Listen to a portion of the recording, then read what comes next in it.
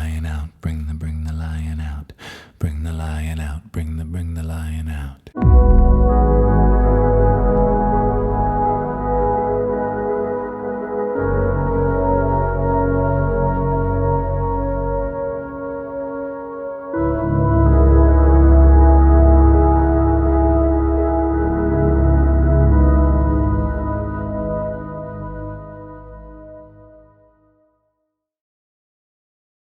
Hello Virgo, welcome to your horoscope for the full moon in Leo.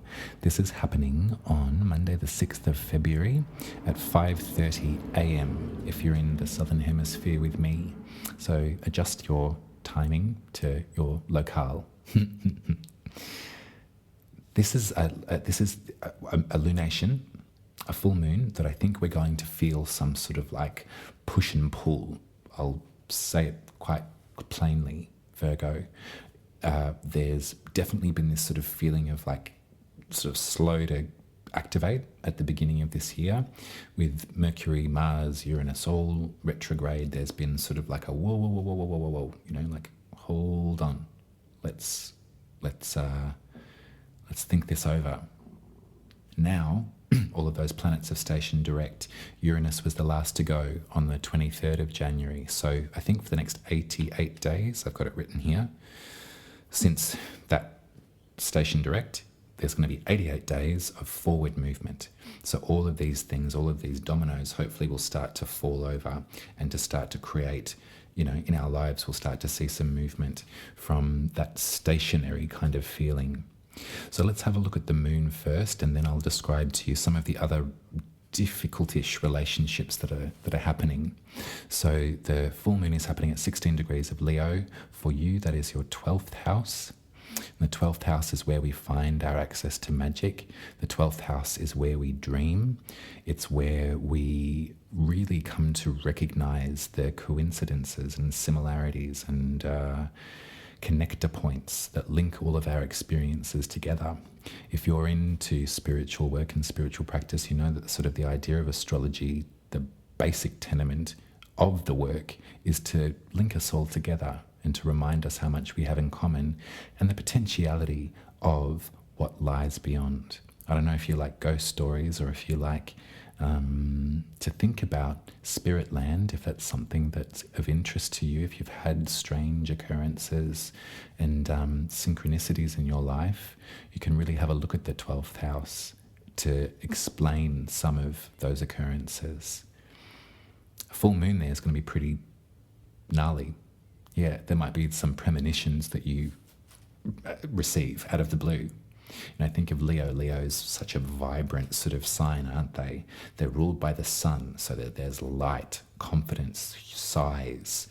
There's a kind of ferocity to Leo. I like that for you, Virgo, that's sort of in your unconscious area. Isn't that lovely? There's something kind of, maybe, you know, it's not so visible in your outer world, but in your unconscious reality, you know, there's a real light there. I think that when I think of Virgo, I think of the hermit, and, you know, the hermit opens the portal to receive the light from the 12th, from Leo. So, yeah, I like this, that there might be some, maybe you're going to have some premonitions, maybe you're going to have some really spooky sort of like, whoa, I didn't realize that was quite serendipitous, or that was quite synchronistic. Yeah, like, leave yourself open to that experience, I think, at this full moon, Virgo. See how you go. Now let's talk about the tension. So as I said, Uranus is just stationed direct. There's been a major focus on Taurus, which is where Uranus is for the past 12 months. All of my horoscopes have somehow included Uranus or Taurus in some way, especially around eclipses. So this T-square, so 90 degrees, Sun in Aquarius, Moon in Leo, Uranus in Taurus. There's like a kind of tension there. It's almost as if Uranus is saying, what about all that stuff that I'm trying to make you realize? Yeah? For you, this is your 9th house. Taurus rules the 9th. So this is your it's the halls of philosophical academia. You know, it's your relationship and your language, probably, to your spirituality. So if you were interested in astrology, for example, if that was something that was really on your mind as something that you wish to learn, you'd learn that in the ninth house, and you'd do it in a Taurian way. You'd do it with a really sort of like practical sense. Yeah, I like that. It's a nice. You can tie that to the Virgo sensibility too, can't you? However, let's think about Uranus in the mix. You know, Uranus is Uranus proves to us that we don't really know anything. Think about Saturn as the perceived outer limits of our solar system up until a certain point. You know, it was like the ancients could see Saturn with their eyeball and with their telescope, their rudimentary telescopes, and that was what they perceived as the outer limits of our universe. It wasn't until 1781 when the telescopic technology was improved enough that the limits were shattered, because, oh, there's Uranus, the god of the sky. That's not the, there are things that lay beyond what we thought that we knew. So all of that stuff that I've just been saying to you could be in relationship to your ninth house, what you've been studying or what you're sort of trying to learn. The ninth can have to do with like travel and publishing as well. So it's definitely like an expansive academic kind of feeling. And I like this, actually. I like that there's a push and a pull between the moon in your 12th, which is really unexplainable. It's about magic and spirituality too, but in a way that just, yeah, as I said before, it's about like, oh, shivers, like I can't explain that. How did that happen? That was just too real, or that was too spooky. So I like that there's a sort of earth-shattering kind of pressure here, isn't there? It's almost as if, I don't know if you are studying, or I don't know if you intend to, I don't know if you're learning something, but it's about to be like, there's going to be a new page turn soon enough for you. Be like, whoa, I really didn't think that could be real. But it turns out it is. And yeah, there's this feeling of like awe that I get about this moon. And look, it might not happen instantaneously. It might, though. Really keep this message in your back pocket around the 6th of February and get back to me. Let me know how it played out. Because the limits of our consciousness, they're always being pushed. That's what sort of astrology maps, is that, we thought Saturn was the outer limits. Oh, it turns out it's Uranus. Oh, it turns out it's Neptune. Oh, it turns out it's Pluto. Holy F. You know, there's so much that we don't know about this space that we float in. So much that we don't know. And that's just our galaxy. Holy moly, anyway, stop me, I'm gone down a rabbit hole. Let's look at some of the other aspects. So Mars, Gemini, your 10th house, your career, your legacy, your public perception. There's been that sort of aggravation since August of last year. Mars station direct on the 13th of last month of January, the 13th of January. So hopefully there's some movement there. If there's been some real frustration in terms of your work and how you're publicly perceived, perhaps there's, it's sort of like, oh man, I wish that I wasn't treated like this, or how can people treat me like this? I've got so much in me. There's so much in me that they don't know. I can't be treated like this anymore. My public role, think about that, what is expected of you. And Mars is probably throwing all of that up in your face, being like, no way, we can't do this anymore. Okay, so that sentiment is now also in square, or will be in square at this moon, with Venus in Pisces, in your 7th house of your intimate relationships. And so the way that I read this is that Venus is really happy and at home in Pisces. Venus, think about it, okay, so Venus is femme, Mars is butch, in terms of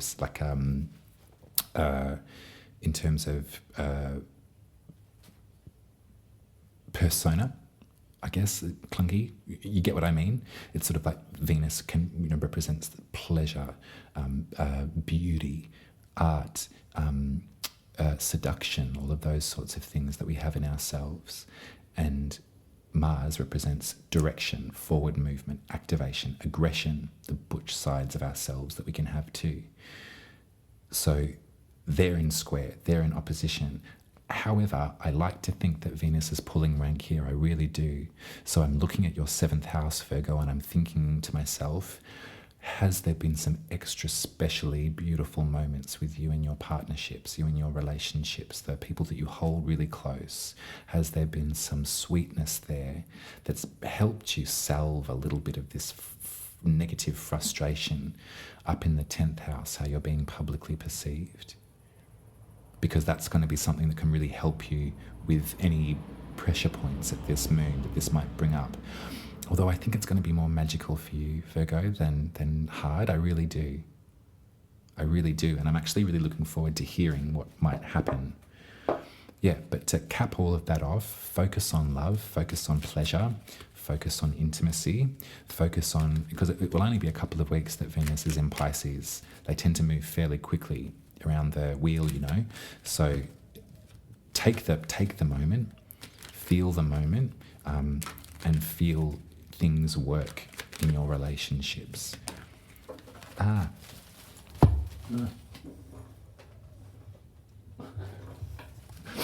Sorry, that was really awkward. I just dropped a card and bashed my head on the microphone. I'm back. And I got the 10 of Wands in reverse. So I like that. So think 10, 10. 10th house, career, public. Think fire, Mars. 10 of Wands that way is like exhaustion. It's like I'm building a pyre to set myself on fire. I can't take this anymore. Reversed is like I can go the distance. So hold out for a hero, babe. Hold out for a little bit of magical influence as well. Sorry that things have been so effing difficult in the public sphere. Hate that for you. But it's going to get better.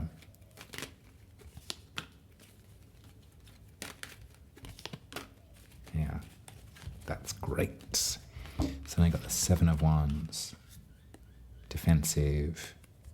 Justice, which is about the Libra soul mantra, is probably something I'll share with you as well. This will tie this in. Justice is the tarot card that represents Libra in the major secrets, and in the esoteric philosophy, Libra has a soul mantra. Every zodiac sign does. Libra's one is, I choose the way that leads between the great two lines of force. I like to lay that sentiment over this sort of femme and butch idea that we've been discussing. The connector points between those two polarities, the dissolution of binary is really important here. And I think that in your relationships, no matter what gender you identify with, you can understand the influence of Venus in those relationships and receive the sweetness, receive the seduction, the pleasure, and allow that to emanate in your body as well. It's almost as if I kind of feel this, like there's something magical is going to happen at this Leo full moon. And I think that it's going to hopefully take the pressure off some of this awkwardness in the public sphere. Because I got the 10 of Cups. And this is Pisces energy, this is delusion. But I think, take it for the moment. If things are really working in your relationships right now, take it, allow it in. We know that nothing lasts forever. We know that there's going to be difficulty showing up after there is pleasure. But with this astrology, there is lots of pleasure to be had. There's lots of ease, of tension to be felt too. And there's a lot of magic. There's a lot of things that can't really be explained, Virgo. And that's going to be maybe difficult for you to reconcile, but maybe not. Maybe this, what we're living through right now, and this, because remember, we won't experience Uranus in Taurus again in our lifetime. This is some sort of moment, I really feel. It's a moment for you to allow yourself to be less, what word can I use? Practical, maybe. Cynical, maybe. I don't think you are, but there is that sort of, we can move to that space when things are just so layer upon layer upon layer of disappointment and pressure. It's just like, oh, fuck this. Like, give me a break. If that's what you've been feeling, or that's what's brewing up for you, Virgo, I would let the magic in at this full moon, and I would find the sweetness where I can in the other. It's a simple way to describe Venus in the 7th, because you might not be in a relationship, you know what I mean? You might be in a relationship that's tricky, but the 7th, if the first is us, the 7th is the other. And right now, there's some beautiful sweetness to be found in the 7th. So lap it up. That's your reading, honey. Hope it was good. Love it. Get your birth chart read by me. Head to umaruby.com and book yourself a session. You can book a fire, water, earth, air, or spirit reading. I'd be happy to have you. You can also throw some money in the tip jar if you like over at buymeacoffee.com/umaruby. I'll be speaking to you in 2 weeks. I'll see you for the new moon in Pisces. And this will be nice for you, Virgo. This will be all in regard to your love space, won't it? Your 7th house. A new moon's a time to activate and to ask for things that we wish for. So, yeah, enjoy Venus and get ready to have some say in it next week or 2 weeks from now. Take care. I love you. Happy full moon. Bye.